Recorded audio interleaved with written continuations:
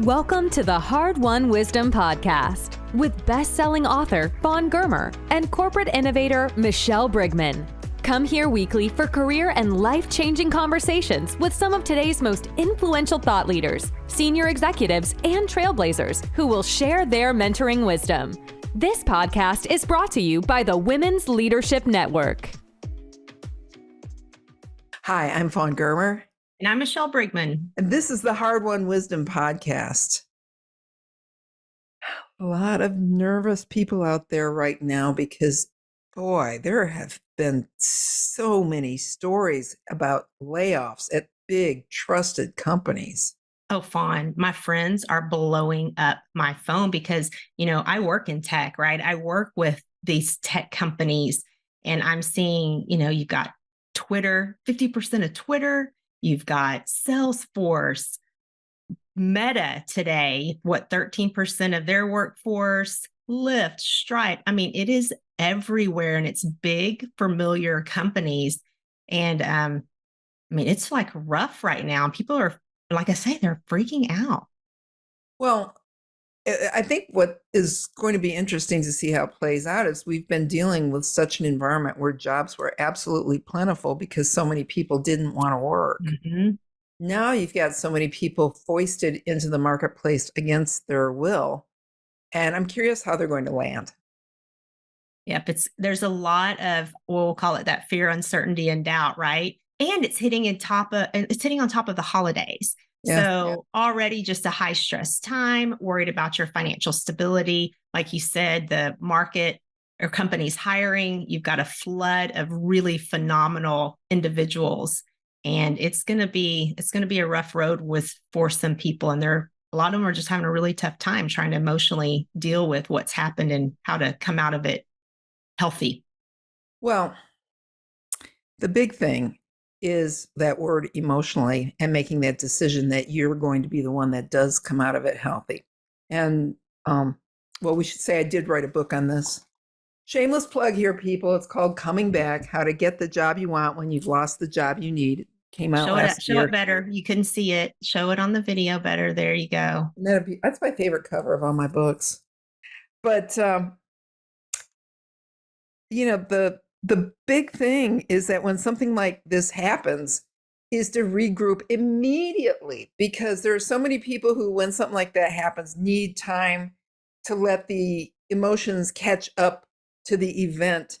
And then, okay, I've got this severance, so I'll take a few weeks. And whereas if you start running today, it's going to take a little bit of time. So you use that time once you've got your stuff in the pipeline, so that you're being productive now, and then chill off a little bit and then figure out what happened. Because with thousands and thousands of people out there licking their wounds, then they all go in at the same time. Far better for you to be there to get the opportunities that exist right now. I think it's such a great reminder because your whole sense of being has been punched in the gut and you have all of these questions and you need to recover from that. And so you can't discount it. But I think to your point, if you can like quote like the Incredibles from Disney, like put a pin in it and honor that emotion, but don't allow it to leave you stuck to where you're just prolonging the time of being able to get yourself back up, feeling confident, doing something you love, and appreciating the, one door closing and new door opportunity kind of mindset. Yeah. If I weren't sanitizing things, let's just not. I have a mantra for something like this. It's time to buck the fuck up. And you make up your mind that you're going to be the one who wins. Now, it does feel like a kick in the gut if you are selected to move on. It's not. If it were about you, there would not be thousands and thousands of people experiencing this right now. It's not about you. It's not, there are so many ways that we do that and turn it on ourselves and internalize it, but resist that, because it's really about a moment in time that is very difficult for our country and the world. This is all over the world. There is economic chaos. But I promise you this, your greatest opportunity to succeed always exists in a moment when everyone else is frustrated or giving up. And let me say that again. Your greatest opportunity to succeed is always in a moment when everyone else is frustrated or giving up, because the window's wide open for you. There's also just on that, the whole idea of polarity, right? Where whatever is happening right now, the problem that you are faced right now, there is an answer right now, not 6 months from now. There is an answer right now. And great advice too on that is don't live in the problem, live in the solution. Oh, that's great. That is. And really finding your way to the solution is fastest when it goes through other people. So, yeah. So how are we going to do this? What do we tell all of our friends and listeners that are It's feeling really concerned and nervous and anxious right now? Well, what you do is you buy this book, Coming Back, and if not, you listen to me now. Applying for jobs online can get you hired. Maybe. It is definitely not the method of choice.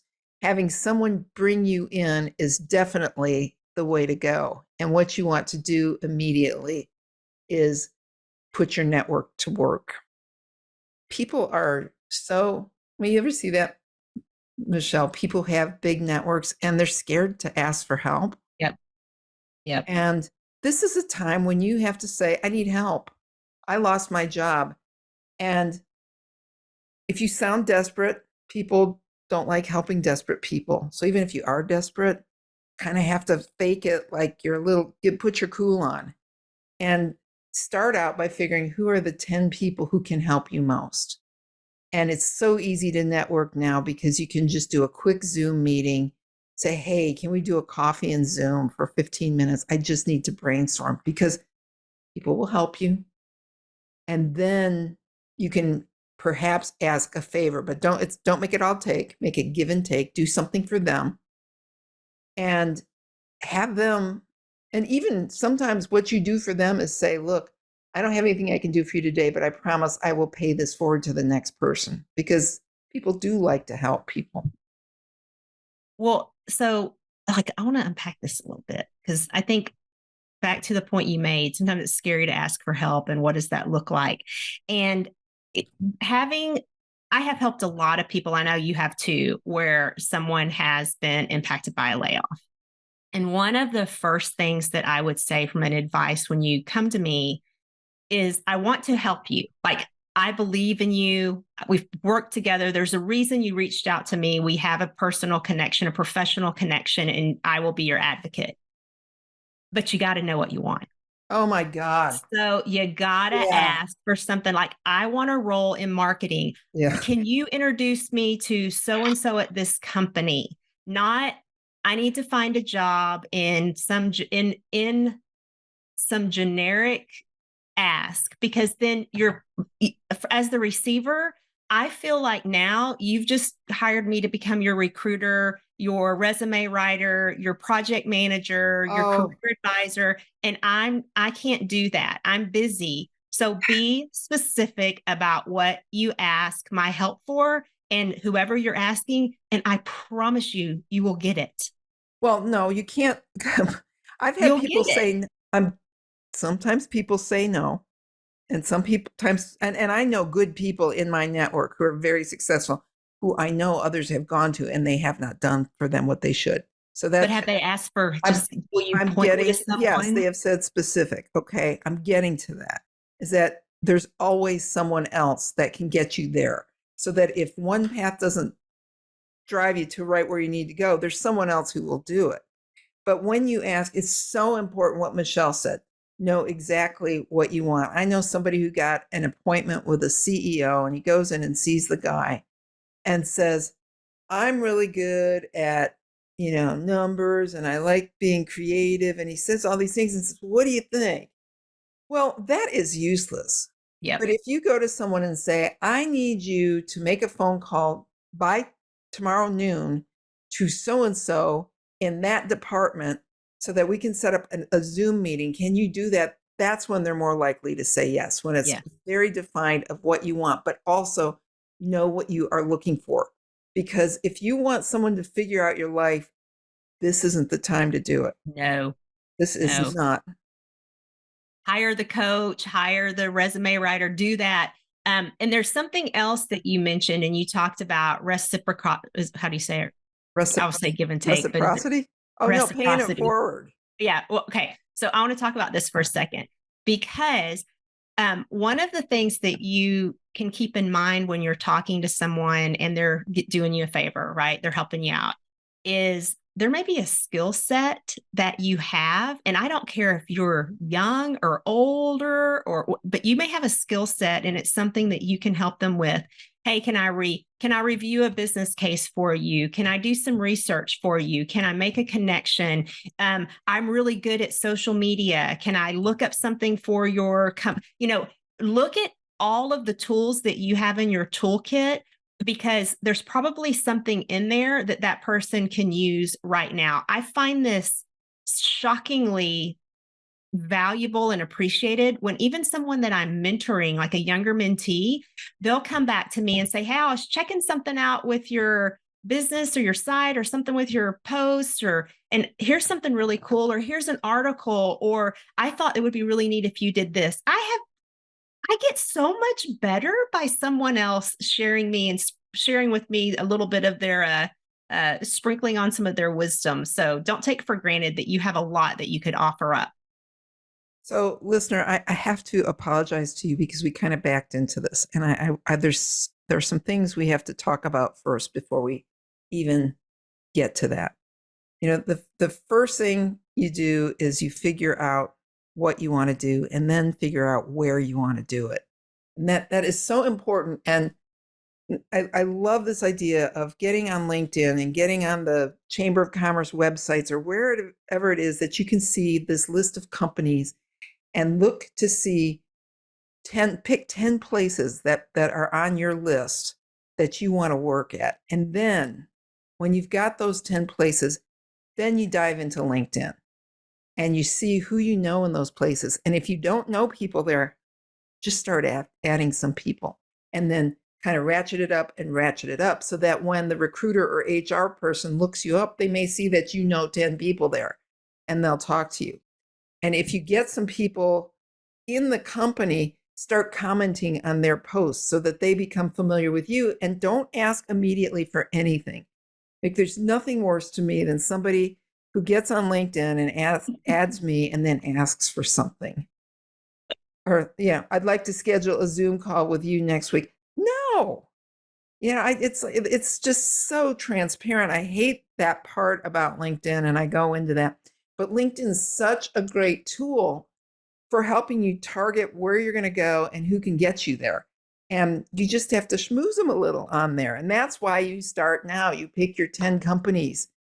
And then you build a network within those companies, so then you can start leveraging it. And after they are a little more familiar with your name, say, hey, I'm really interested in that company and I'm not sure how to bust in. Do you have any suggestions?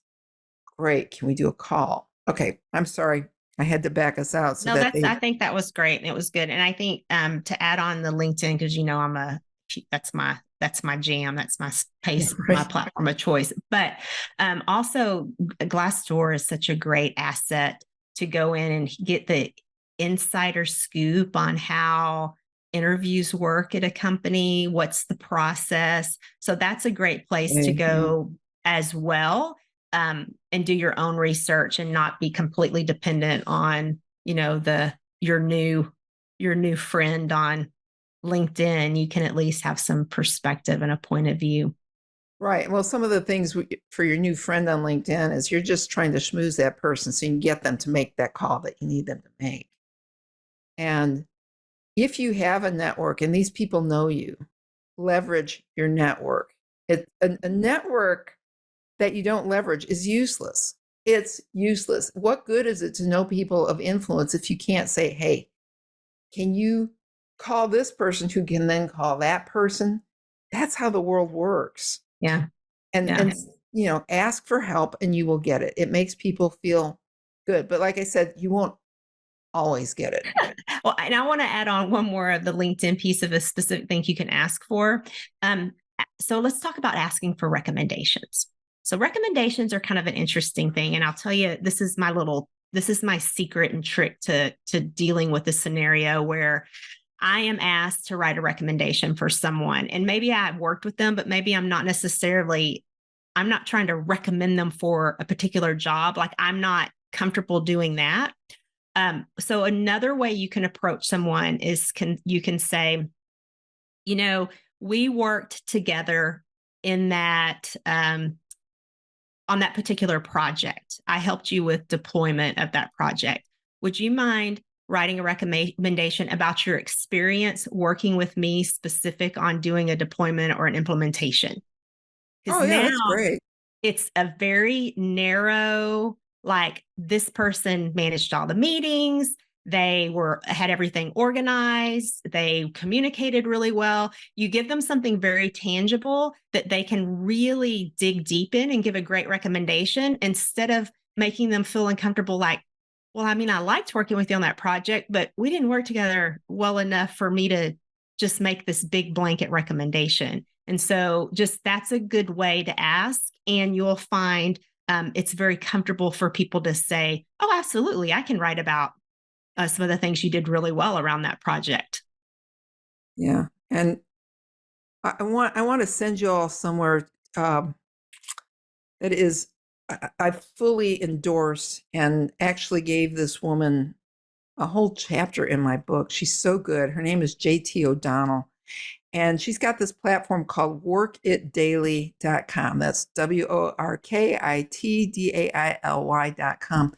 And what that is an online coach where everything you need is right there in front of you, telling you what you need to do in terms of getting a job, doing your networking and everything. And they will plug you into actual coaches who will help you. And the plan includes all of that. And it's affordable. I mean, it's been a while since I looked. Let me, Michelle, say something interesting so I can see what they're charging now. No problem. Well, and I tell you, if you haven't considered using just a coaching service for a job search, a lot of times companies will provide it, but also don't be afraid to reach out to a really good resume writer, because I even learned in my experience that with the resume writer, it's not about the prettiest resume. It's about the resume that finds its way to the top of the stack because you're being very targeted to a job and using the right keywords, and you're using the right fonts and the right spacing. And did you know that if you're in my generation and you were taught to type with 2 spaces after your period, if there is a new developer that is writing the code and the algorithm that pulls out resumes and picks resumes, then they know you're old and they can remove you. Okay, now that's what I wrote the book on, but there's some of that's not actually right. First of all, I know that's right, but I know that's right. But that's something to be aware of. I will argue with you on that because that's fine. Okay, because what happens is that if you write a resume for the algorithm, it is a useless resume once it winds up in the hands of the person who needs to read it. And that's JT goes down that path, and I agree with it too, because she can show you examples of things that are perfect for keywords and they aren't perfect for what you need. If you are older, yeah, you have to do certain things to mask dates, which the algorithm is not going to help you with. You got to find somebody to bring you in. Really, if you're over 55, that's your best way, is to have somebody hand it to somebody. Because, what you're talking about is online job search. But over 50, it really has to come from other people. It's harder to break in. And the Work It Daily thing, it's $5 a month. That's the best $5 a month you could spend for the kind of coaching and assistance you're going to get. But where this works, even with younger people, is when you do a bypass and when you figure out who is really looking at that job and you write what is known as a disruptive cover letter. And that means you pick the job that you want. Say you're going to be at a medical equipment company.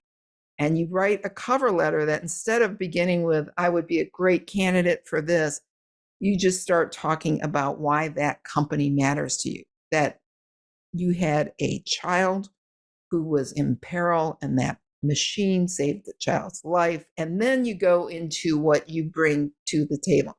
So you want something that gets them to stop and say, what is this? And then spend a minute with it, because that's all you're buying is a minute. You make that so compelling. And then you do what you have to do with the resume. But over and over. In fact, I've heard this from CEOs saying that, is that your resume needs to be written for every position you're applying for. So you have a basic framework, and then you need to rewrite it. And yes, keywords are important, but that's if all you're doing is online searching, and it's not going to deliver the same bang for the buck as if you can get someone else to bring you in there. Yeah. And I'm a firm believer of having the resume you submit online and having the resume you walk into the interview with. And they're different. They're a little bit different. Right. But you and just they have want to the be able to cover walk letter. in, know. But you want to be able to get the opportunity to walk in. And that's it. Kind of do that parallel path, right? You've got the online, because people are going to have to do that as well, and do the leveraging the network to really get into the front door. So to play all the angles that you possibly can to increase your odds that you're going to be successful. But I think, what was it? 70% of all the senior top jobs don't come through online. They come through people. And so remember that, yeah, there are millions of jobs listed online. Some of them are good. But do you know how many jobs will never even be posted online? Absolutely. That you'll never know. And I've sat with people, top executives, and listen to them. Hey, who do you know who can do X, Y, or Z? And that's why your network needs to know what you do. That's right. What you want. I mean, really, they need to know exactly what you're good at. And sometimes people know you in one capacity, but they don't know everything that you do. They need to know that, so that when that conversation happens over lunch, they have somebody to offer. Well, so we've talked about how to get in through the front door, right? So that's connection and how to get the conversation. But I know you have a lot of thoughts and experience, Fawn, on increasing your skills so you stay relevant and marketable. Want to talk about that a little bit? Well, you want to certainly advertise that, particularly with people over 50. And since I'm over 50, please don't think I'm singling you out for insult, but we know that it is harder to get a job when you get a little older. And it's because there is an assumption that you haven't kept up, particularly with technology. Or you're too expensive. Well, that is a whole other, that's a whole other podcast. And that's very, very true. But I know somebody who left to raise her son and then stayed out of the business world for 15 years and then wanted to go back in. And I said, well, how are you with tech? And she says, I'm the mother of a millennial. And I'm thinking, but how are you with tech? Because you need to be so up on what's going on, not that you're current. You need to know what's coming next. And it's not that hard if you're reading the right magazines, the Wall Street Journal, Inc., Fast Company, and then you study technology trends in fill in the blank industry. If you haven't done that yet, you need to do that right now, which is figure out what's coming in your industry in the next 2 years, 5 years, 10 years, and really whatever they say it's going to be in 10 years is probably in 2 years. And it's so constantly changing that you want to know what's next and then do the online study so that you can say, yeah, I know how to do that. And then you can drop all of that into conversation. So it looks like not only have you kept up, but you are the voice of the future, because companies are not hiring the best person for the job today. They don't care who's the best person for today. They want the best person for 2 years from now and 5 years from now. And the only way that they know that you are that person is if in conversation you can just drop a few things in there that show that you're up on things. Well, you gave some great examples. You talked about paying attention to industry magazines and articles. And then I know you've talked a lot about, like, again, in the book about online classes and actually beefing up your skills beyond just surface, but actually grow your skills. There's a ton of different certifications you can get in the industry. So maybe we'll talk about that a minute. Well, you have to know what's coming. And it's funny that it would be today we have to discuss this because our producer, this phenomenal AJ, says we should do a podcast on cryptocurrency. And as soon as he said it, I just recoiled because I hate talking about blockchain. Yeah, I mean, I did. It was visible. I hate talking about blockchain in crypto because it's hard for me. I don't get it, people. I mean, it's like, it's not my thing, but I need to know what blockchain is, particularly since I've done so much business with consumer packaged goods and retail industry, and a lot of supply chain is based on blockchain. So I kept reading articles about blockchain and didn't understand them, right? And, blockchain is the concept that you have one piece of data and it travels. And that could be currency, it could be inventory, but I kept trying to understand it and I couldn't until I looked up how to teach a child about blockchain. And wouldn't you know, there was a YouTube video on how to teach blockchain to, I think it was an 8-year-old. It may have been a 4-year-old, but whatever. I was hoping it was for the 4-year-old because that's when I understood the concept. Finally, I got it. So there's always a way to learn something you don't know, but you have to know about this. I mean, there's just so much machine learning and AI and all of this stuff, and you need to know what's coming, not what is. So get caught up. And it sounds so intimidating when I say you got to get caught up and then go beyond, because if you're behind, you think, oh, that's going to take me 2 years to do that. But really, just takes a couple of weeks. And there are classes all over the place to get you caught up on these things. And, again, free classes or paid classes. And I think another thing I'd raise is getting involved with affiliations like professional organizations, whether they're online or in your area locally, because I know a lot of things are picking back up now. That's a great way for you to have just genuine conversations and connections with people who are in the space that you are interested in, wanting to pursue a career in, and get plugged in and involved with those things and those people. Yeah, it's all of that just leads you one step further. And the other thing about these ideas that you're hearing here is that some of them are a little bit time consuming, which is good because guess what? You got a little time. And the other thing in doing this is you also have to make time to take care of your body and take care of yourself, because you really won't be your best in interviews and presenting yourself if you're all beleaguered and worried. I promise you, you will find something. You will not be unemployed for the rest of your life. You will not be eating out of a garbage pail. I promise you all of these things will be behind you. Your fears need to be put in check. But while you have time, again, learn things that will help you, but also use that time to go outside, play, do things that you like, and then meditate and spiritually take care of yourself so that the whole part of you is healthy and ready, so that then you can go back in an office environment and get mentally unhealthy again. Yeah.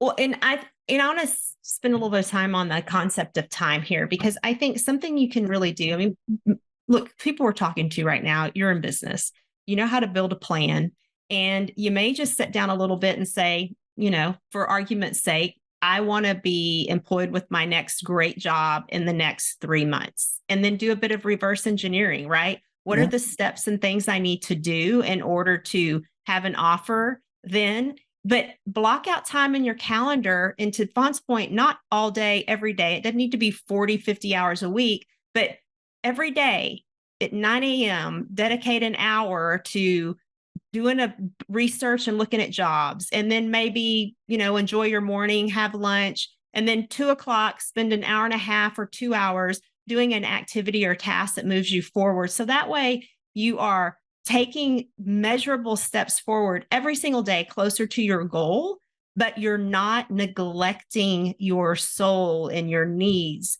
during this time of transition. And I had to learn a lot about discipline when I went from having a job every day of my life, of my adult life, I should say, to being self-employed. And because I'm a free spirit and I have a list, and it's so easy to have good task lists online and on your phone and everything. And I always, every day, know in the morning what's on my list, so that I have to do the following things in order to move myself toward my goal. So what Michelle said about reverse engineering steps, that's it. I've got somebody I'm coaching who needs to leave her job and then start her own business. She is going to be wildly successful, and she's too terrified to do it. So I said, write down the 30 steps between quitting your job and being successful that you have to do. And then you pick, you take the first 10 and figure out how long, if you're really focused, each of those would take, and then give yourself deadlines. And I mean real deadlines, so that you may have 3 days to work on something, but say you have to redo your LinkedIn page. Well, set a timer for 2 hours, and all you're going to do is focus only on that LinkedIn page, because it should take you about 2 hours, right? So you do it and you set a timer. I'm always telling Alexa, wake me up, and I'm scared to say her name because she'll talk. But except you were late today for recording. Forgot to tell her. Okay, now I don't know what you're distracted by, Fawn. Michelle, there is a hurricane here today. We've got a tropical storm, Nicole. It's here. Just a little rain. No, Alexa has had a nervous breakdown. She's not even working right now. She's like, I'm sorry, I don't understand, because I need to reboot her, right? So she's got a problem. But normally, either Alexa or my watch or Siri, and I mean, God bless Siri. Siri is so inferior to Alexa. I keep trying to give her self-esteem talks, but she will, at least if I say, wake me up in 10 minutes, will tell me when 10 minutes is over and set an alarm. Well, those little alarms can help you to get a ton done. So if you put 10 steps on for what you need to do that day and put the amount of time each should take, it is amazing what you can do in 3 hours.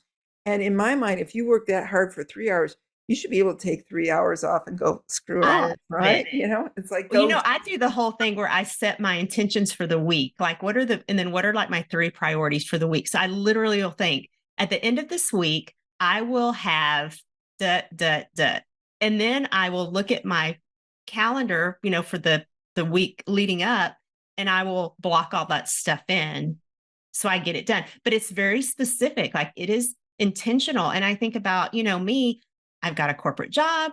I've got a coach, I've got my coaching business. We've got our podcast. That's how I make it all work. And I don't feel like I'm stressed out or chasing time, because if it's not aligned to those things, then it's probably not going to be happening in my life, because it's not important to me.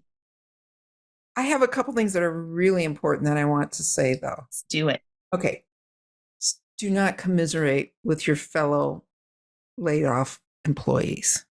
You can do that the first day, but the more you are around people who are suffering, the more you are going to suffer yourself. You need to be around people that are going to push you forward, and you need to put the blinders on to the rest of it. It may seem cruel, but I promise you, that makes things seem worse than they really are. And instead of having friends who you can use to validate your experience, what you actually need is your own personal cabinet. So you know how the president has its cabinet, right?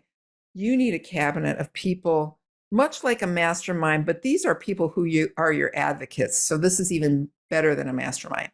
Some people who will give you the expertise you need, but also your friends.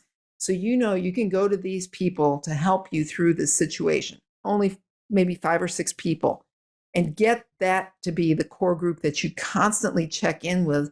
So you're telling them what's going on, and that they can keep you on a positive track, because negative people will make you think it's just going to be all struggle all the time. And that will pollute your brain, and it will make your path so much harder, because it's not the real path. I don't have anything to add to that. It's beautiful. Agreed. 100%.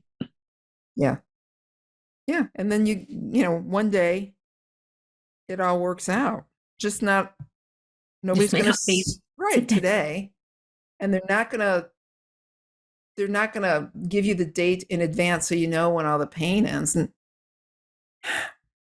I remember when I couldn't sell my first book, and it was so embarrassing. I'd quit my job to write it, and I was failing. I was getting rejected everywhere. And a friend of mine said, it's going to just be like having a baby. You try and try and try and try and try and try.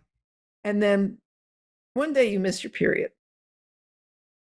So I thought, oh, well, finally the book sells. So I sent her an email that said I missed my period. And, I was almost 40 and in an alternative lifestyle, and she didn't know what the hell I was talking about. But the concept is good, which is that you keep on doing what you're doing, and sooner or later you're going to break through. And this other great piece of advice too came from my neighbor back in the day. She first, because I was struggling, and I'm telling you, it is really embarrassing as a journalist to quit to write a book and then fail, because people are kind of rooting for you to fail. Nobody else had the guts to quit, and they all wanted to write books. So they were enjoying that. And there I was struggling and failing. I didn't know what I was going to do. And my neighbor goes, you just have to give it to the wind, which it's like, oh, thanks, Pam. Oh, woo, woo, you, right? Mm-hmm. But she was right. It's like once I let go of it and stopped trying to force the universe, it was going to work. And the other thing she said, and people, this is really important for what you're going through, is she says like a filter. The more you put in through the top, the more that's going to come out through the bottom. So I knew that the more effort I put and the number of queries I sent out, the more the likelihood was that I was going to sell it. And I did sell it. I had a bidding war on it. And then that was the book that was an Oprah book. So out of your greatest failure can come your greatest success. And I promise you that too. Everything bad that's ever happened to me has turned into something better. Yes. And if you open yourself to that, just keep a positive attitude. Yeah, this blows. Nobody wants to lose their job. But guess what? Instead of thinking that it's all over and you're just going to struggle, make up your mind you're going to do better. Because what if your greatest success hasn't even happened yet? You got to see it to believe it, to be it, right? That's my mantra. And I've got a few years on you. Every day, what if your greatest success hasn't even happened yet? Mm-hmm. So it's 1 foot forward. There will be miserable times, but you're going to get through it because you're mentally making up your mind that you're going to be a winner and you're going to start. And, these tough times are teaching all of us about chaos and resilience and grit. Yeah. And, persistent, persevere, leverage your network, believe in yourself.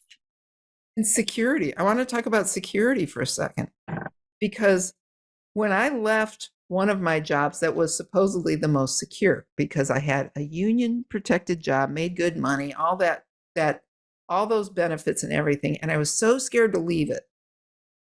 And I finally left it and took another job, and that kind of sucked, but that was when I left to go write my book. If I had stayed in the union protected job that was so secure, that newspaper that I worked for went out of business. Mm-hmm. And we see again and again, and you know this from your experiences if you've just been laid off, is that you can think you have a secure job, but it's only secure as long as the company's being nice to you. Security is something that's within yourself. And you have to know that everything that made you successful in the past is going to make you successful in the future. You have to decide you're not done. You have to believe in yourself enough to know that you have so much to offer because you have been successful already. Just because you hit one obstacle, it doesn't mean you're done. It means you hit an obstacle. Life is filled with obstacles that make us great if you allow it. So you have to just kind of dive into it and say, okay, how do I use this moment so that I'm my strongest self and that I come out of it with even more in my belt? And that woman that I was telling you that I'm coaching, she's just like, oh, I don't know. If I quit, I make good money and I don't know how long it'll be before I make this kind of money. And I just said, well, I have a pretty good idea about how much you're making. And if you quit and then do this right, you're going to always make more. So in the back of your mind, expect more. And you may have to do something interim that may not be what exactly you want, but you're going to get more eventually. Just believe it and manifest it. It'll happen. That right there is Fawn, the powerful motivational speaker and life experienced hard-won wisdom coming out. I don't even know what to add to that, but mic drop. I hope that didn't sound rehearsed. I hate when those speakers, it sounds like they're playing a tape. I'm just so passionate about it. No, that was all of you and all your power giving some phenomenal life advice. It's like this moment will define you. Mm-hmm. And it's an issue. It's not a problem. It's and a bump. It's an issue, not a problem. We have to learn to be good at that, because I know that it's very stressful and it can be hitting you in your wallet and it can be scary to not know what's coming. But in life, you learn the difference between an issue and a problem the minute somebody you love is sick. That is a problem. The minute somebody you love is dying, that is a problem. You find out you have a health issue, that is a problem. But all your career stuff, they are issues that you are strong enough to manage and pick up and move forward. And so just do it and realize that as everything comes down to your being able to take the next step and the next and the next, knowing you're going to get where you need to go. And that means the task list. Yeah. You can task yourself to success. I know you can do it. Do you? That's the question. We believe in you. We do. So get to work, make the plan, put it into action. Yeah. Thrive. Yeah. Good things are ahead. Ask for help. All right, everybody. We love you. See you next week. Bye. Bye. Thank you for joining the Hard-Won Wisdom podcast with best-selling author Fawn Germer and corporate innovator Michelle Brigman. Join us weekly for career and life-changing conversations with some of today's most influential thought leaders, senior executives, and trailblazers who will share their mentoring wisdom. This podcast is brought to you by the Women's Leadership Network. Visit hardwonwisdom.com for more on this podcast and for links to Fawn and Michelle's web pages and social media. Also, be sure to rate, subscribe, and review wherever you listen to your podcasts. We really appreciate that effort, and we'll see you next week.